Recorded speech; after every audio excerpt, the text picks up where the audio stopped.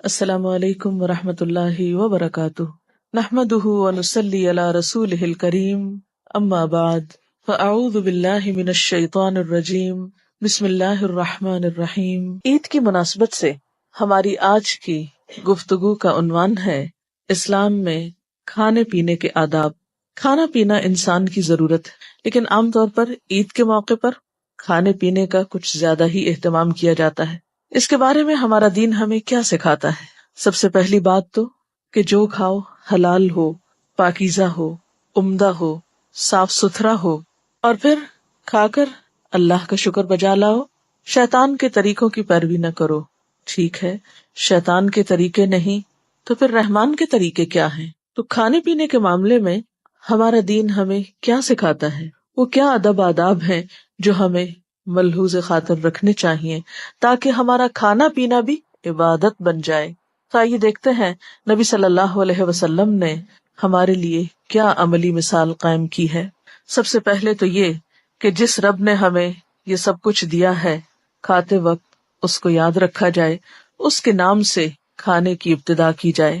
مثال کے طور پر حضرت ابن ابی سلمہ ہی بیان کرتے ہیں کہ میں رسول اللہ صلی اللہ علیہ وسلم کی پرورش میں تھا اور میرا ہاتھ پلیٹ میں گھومتا تھا، جیسے بچے عام طور پہ کھاتے ہیں، کبھی کہیں سے لگا لیا، کبھی کہیں سے اٹھا لیا، جو پسند آیا وہ نکال لیا۔ تو آپ صلی اللہ علیہ وسلم نے مجھ سے فرمایا کہ اے لڑکے، بسم اللہ پڑھ اور اپنے داہنے ہاتھ سے کھا اور اپنے سامنے سے کھا۔ آپ انہیں کھانے کا ادب سکھا رہے ہیں۔ والدین کا فرض ہے کہ وہ بچوں کو کھانے کے اسلامی طور طریقے سکھائیں، نبی صلی اللہ علیہ وسلم کی پیروی اور سنت میں کھانے کا ادب بتائیں، اور وہ کیا ہے؟ نمبر 1 بسم اللہ پڑھ کر، نمبر 2 دائیں ہاتھ کے ساتھ، اور نمبر 3 اپنے سامنے سے، دوسروں کے سامنے سے نہیں، برتن کے بیچ سے نہیں۔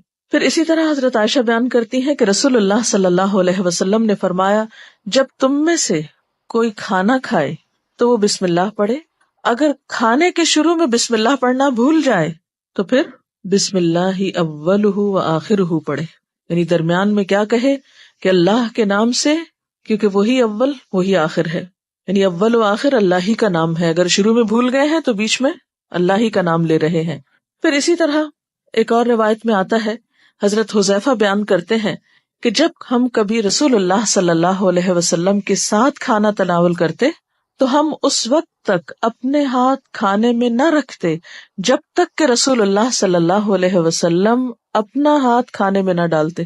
تو اس سے کیا پتہ چلتا ہے کہ کھانے کی ابتدا گھر کے بڑے شخص سے ہونی چاہیے، یعنی ابتدا وہ کرے، یا کسی محفل میں اگر کوئی بزرگ شخصیت ہے، والدین ہیں یا دادا دادی ہیں یا کوئی اور بڑا انسان ہے تو ابتدا اس سے کروانی چاہیے۔ پھر اسی طرح ایک اور جگہ پر ہمیں یہ پتہ چلتا ہے کہ آپ صلی اللہ علیہ وسلم کے ساتھ 6 صحابہ کھانا کھا رہے تھے کہ ایک دیہاتی آیا اور اس نے 2 لقموں میں سارا کھانا کھا لیا، یعنی سب دیکھتے رہ گئے اور اس نے جو کچھ تھا کھا پی کے ختم کر دیا۔ آپ صلی اللہ علیہ وسلم نے فرمایا، خبردار، اگر یہ بسم اللہ پڑھتا تو یہ کھانا سب کے لیے کافی ہو جاتا۔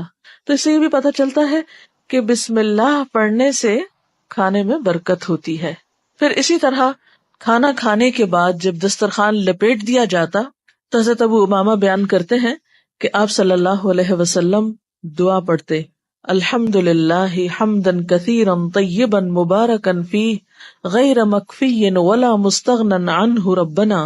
ترجمہ ہے، تمام تعریف اللہ کے لیے ہے، بہت زیادہ تعریف، عمدہ، بابرکت، نہ اس سے کفایت کی گئی ہے اور نہ ہی اے ہمارے پروردگار ہم اس کھانے سے مستغنی ہیں، یعنی ہم تیری تعریف کا حق بھی ادا نہیں کر سکتے اور یہ کھانا بھی ہماری ضرورت ہے، ہم اس سے بے نیاز نہیں رہ سکتے، یعنی نہ تجھ سے بے نیاز رہ سکتے ہیں اور نہ تیری نعمتوں سے، اس لیے جب تیری نعمت استعمال کر رہے ہیں تو تیرا نام بھی ضرور لینا چاہتے ہیں۔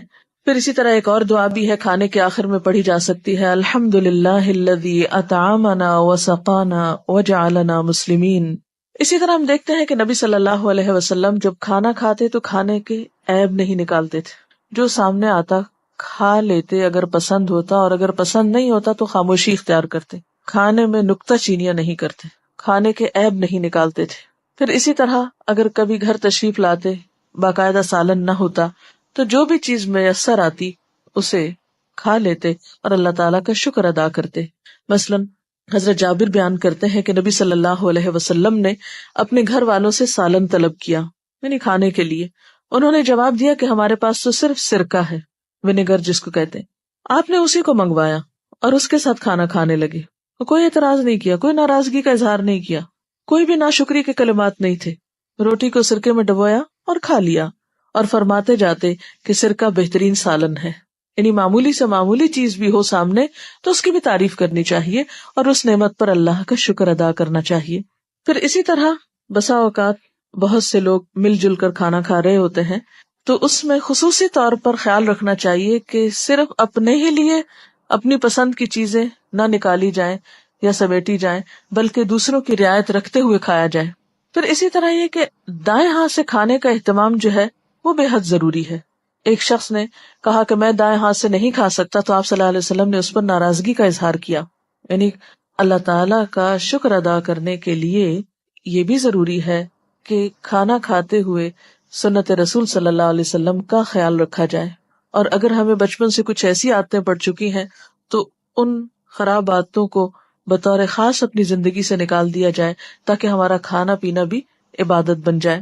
پھر اسی طرح ایک اور چیز یہ ہے کہ آپ صلی اللہ علیہ وسلم کھانے کے وقت اپنے سامنے سے کھانے کی تلقین کرتے ہیں، اور آپ نے یہ فرمایا کہ برکت کھانے کی پلیٹ کے درمیان میں اترتی ہے، لہٰذا کناروں سے کھاؤ، درمیان سے نہ کھاؤ. یعنی جب بہت سے لوگ اکٹھے کھا رہے ہوں تو اپنے اپنے سامنے سے کھائیں، بیچ سے نہ کھائیں، اس سے بے برکتی ہو جاتی ہے. پھر